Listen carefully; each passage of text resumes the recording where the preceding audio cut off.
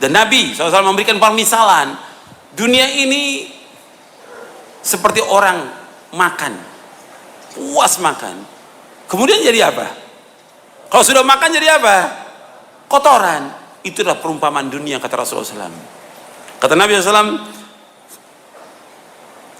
Nabi mengatakan kepada seorang sahabat yang bernama Dhahhak bin Sufyan radhiyallahu an. Rasul bersabda, "Ya Dhahhak, ma ta'amuka?" Wahai Dhahhak, apa makananmu? Kata Dhahhak, "Ya Rasulullah, al-lahm wal laban." Daging dan susu. Qal, kata Nabi SAW, "Tsumma yasiru ila madza?" Kemudian jadi apa? Daging yang kamu makan enak, susu yang enak, jadi apa? Kemudian kata Dhahhak, ila maqad alimta, seperti engkau ketahui ya Rasulullah. Kemudian kata Rasulullah, fa innallaha ta'ala daraba ma yakhruju min ibni adam mathalan lidunya.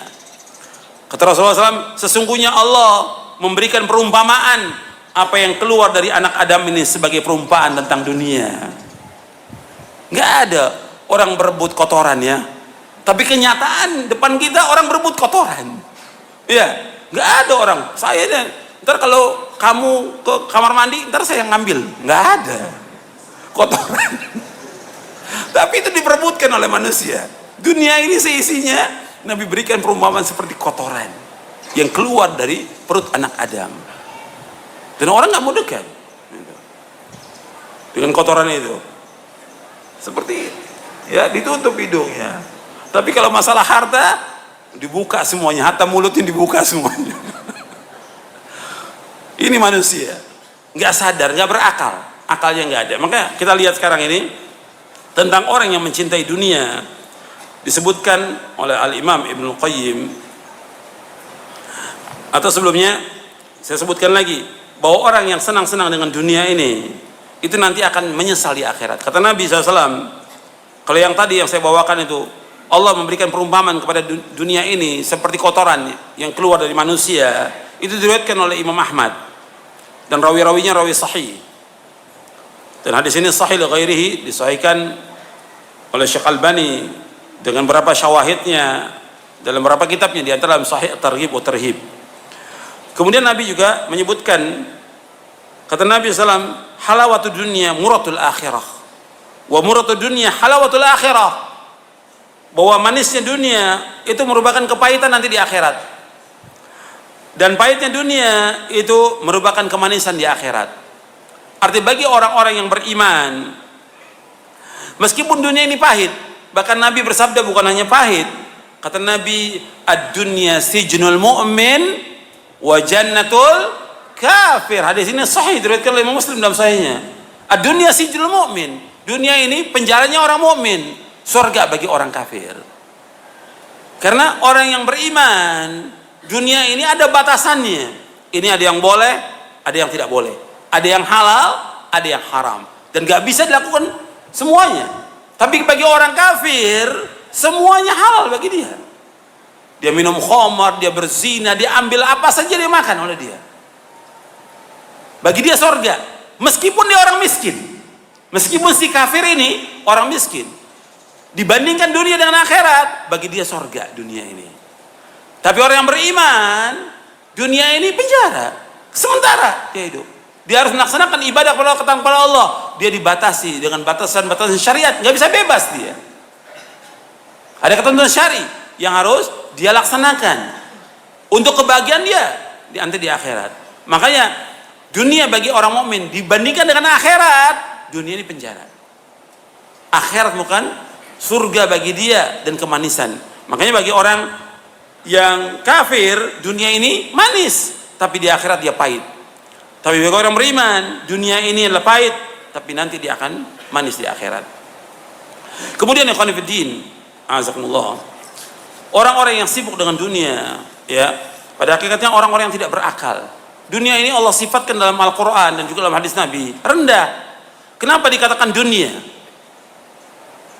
Summiyat dunia, kata Syekh Utsaimin, li sababain.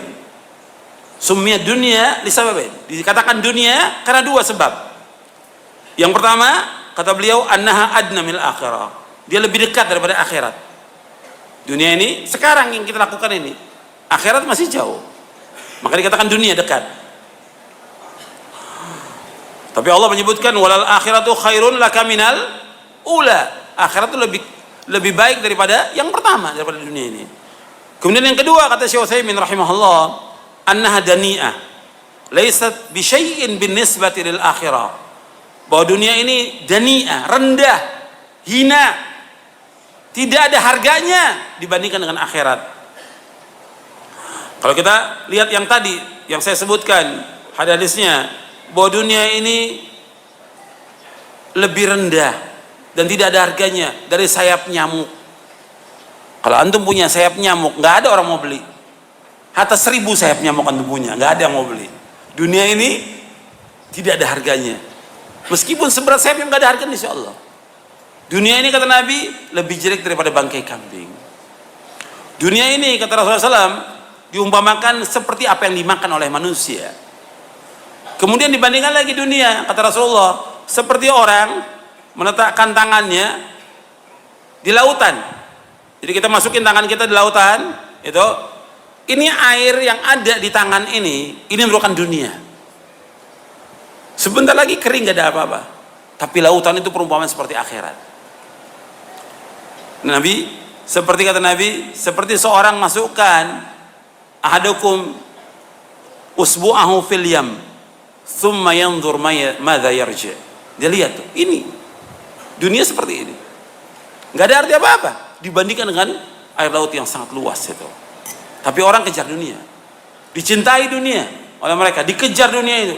Maka kita lihat penjelasan Al-Imam Ibnul Qayyim. Antum lihat di buku Tazkiyatun Nufus di halaman 109 dan seterusnya.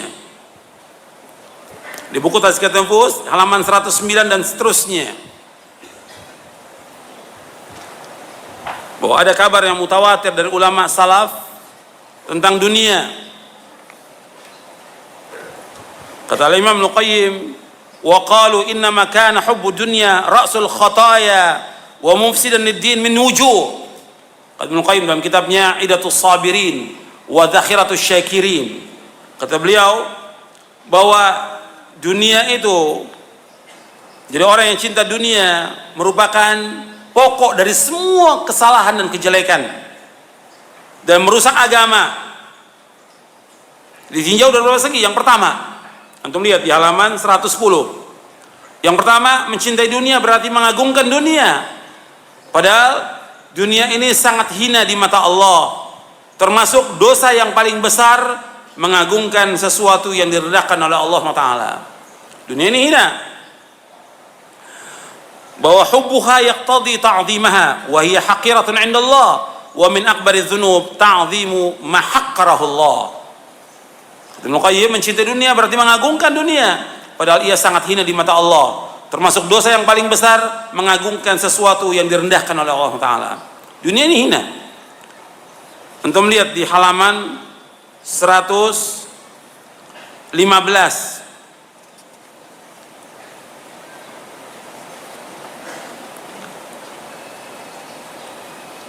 Ya, di halaman 114, 115 yang tadi sudah dijelaskan.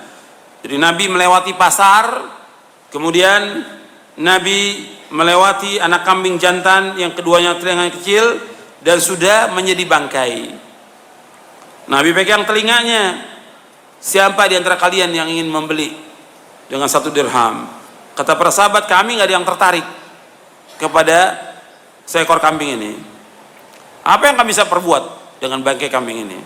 Kemudian beliau bersabda SAW, apakah kalian suka kalau ini menjadi milik kalian? Kata mereka, nggak mau ya Rasulullah. Kalau seandainya hidup, telinganya cacat, apalagi sudah mati. Kata Rasulullah, dunia ahwan min hadza indallahi alaikum. Dunia ahwan. Sesungguhnya dunia ini lebih hina di sisi Allah daripada bangkai anak kambing bagi kalian. Hadis ini sahih riwayat Muslim. Kemudian juga Nabi bersabda, wallahi mad dunya fil akhirah illa mithlu ma yajallukum isbi'ahu fil yam falyanzur bima yarji'. Falyanzur, demi Allah, tidaklah dunia dibandingkan seperti salah seorang dari kalian meletakkan jari-jarinya di laut, letakkan jarinya di laut, dilihat itu tangannya. Inilah dunia. Hadis ini sahih riwayat Muslim. Kemudian juga Nabi bersabda, "Lau kanatid dunya ta'dilu 'indallahi janaha ba'udatin masaqa kafiran minha syarbata ma'in." Kalau seandainya dunia berharga di sisi Allah meskipun hanya seberat sayap nyamuk, maka orang kafir nggak akan dikasih setetes air. Ya, dunia ini hina. Dunia ini hina. Makanya yang pertama, kita kembali kepada halaman 110. Mencintai dunia berarti mengagungkan dunia. Padahal ia sangat hina di mata Allah. Termasuk dosa yang paling besar, mengagungkan sesuatu yang direndahkan oleh Allah SWT. Yang kedua, dunia ini, mencintai dunia merupakan pokok semua kerusakan, pokok dosa, pokok kesalahan dan merusak agama. Yang kedua, Allah mengutuk dunia ini. Seperti hadis yang tadi saya bacakan, Allah murka, ala inna dunya mal'una, mal'un ma fiha illa dzikrallah wa ma wala wa aliman wa muta'alliman. Allah mengutuk, memurkai, membenci dunia ini kecuali yang ditujukan kepada Allah Subhanahu wa ta'ala. Jadi dunia ini laknat, kata Nabi Muhammad SAW. Dilaknat apa yang ada padanya kecuali orang yang berzikir kepada Allah yang sesuai dengan sunnah, melaksanakan apa yang dicintai Allah. Yang ketiga, orang-orang mengajarkan kebaikan. Yang keempat, orang yang belajar. Jadi kata Ibnu Qayyim, siapa yang mencintai apa yang dikutuk, dimurkai dan dibenci oleh Allah, maka ia berhadapan dengan kutukan, murka dan kebencian Allah Subhanahu wa ta'ala. Yang ketiga, mencintai dunia berarti menjadikan dunia sebagai tujuan dan menjadikan amal dan ciptaan Allah yang seharusnya menjadi sarana menuju kepada Allah dan negeri akhirat berubah menjadi kepentingan dunia, sehingga ia membalik persoalan dan memutar kebijaksanaan. Di sini dua persoalan. Yang pertama, menjadikan wasilah sarana sebagai tujuan. Yang kedua, menjadikan amal akhirat sebagai alat untuk menggapai dunia. Ini nggak boleh. Makanya ketika orang nuntut ilmu, dia nuntut ilmunya bukan karena Allah, ingin mengharapkan uang, dunia, maka dia nggak akan mencium aroma surga. Di dalam hadis yang diriwayatkan oleh Imam Ahmad, At-Tirmidzi, Ibnu Majah dan Hakim, Nabi bersabda SAW, "Man ta'allama ilman mimma yubtagha bihi wajhullah la yata'allamuhu illa liyusiba bihi 'aradan min dunya lam yajid arfal jannati yaumil qiyamah." Barang siapa yang menuntut ilmu yang mestinya karena Allah, tapi dia menuntut ilmunya karena ingin mencari sesuatu dari dunia, maka dia nggak akan mencium aroma surga pada hari kiamat. Hadis ini disahihkan oleh Syekh Albani dalam Sahih Jami' Shaghir, Sahih At-Targhib wa Tarhib dan yang lainnya. Jadi orang yang mestinya belajar karena Allah, tapi dia bukan belajar bukan karena Allah, ingin mengharapkan sesuatu, ingin mendapatkan uang, ingin mendapatkan mukafaah, ya, ingin mendapatkan sesuatu dari dunia, dia akan mencium aroma surga. Makanya harus ikhlas karena Allah SWT. Beramal ini harus ikhlas, semua harus ikhlas karena Allah. Ikhlas itu pokok dan asas. Allah berfirman, "Fa'budillaha mukhlishan lahuddin."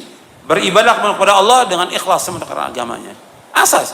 Kalau nggak ikhlas, ingin mencari dunia atau dia ria, rugi dia, rugi.